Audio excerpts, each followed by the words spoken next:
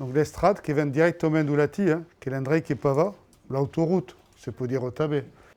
Des sonorités qui nous rappellent l'italien ou l'espagnol. Zoé est élève en première, elle a commencé l'occitan dès la 6e. Et l'option ne freine pas son apprentissage des autres langues, bien au contraire.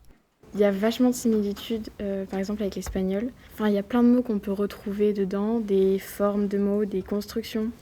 Comme par exemple, là, en concordance des temps, et on fait la même chose en espagnol, et donc c'est vachement pratique.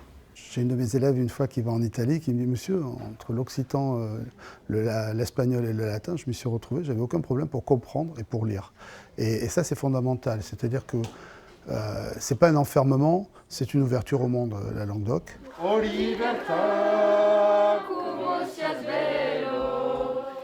Un enseignement que le professeur a voulu ludique, mais aussi transversal.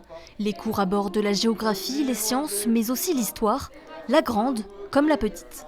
Dans ma famille, ils ont parlé occitan. Mon grand-père, il a été éduqué comme ça. Après, mon autre grand-père aussi. Ça rapproche les gens de parler dans une ancienne langue que moi j'apprends à l'école et que lui, il a appris avec sa famille. Une manière aussi de partager l'une des richesses du territoire. En Dordogne, 8 à 9% de la population parle l'occitan. Au moins 30% le comprennent.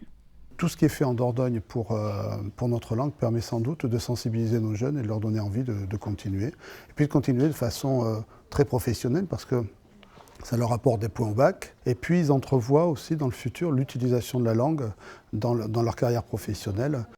En Dordogne, ils sont plus de 1200 élèves à apprendre l'occitan, de la maternelle à la terminale.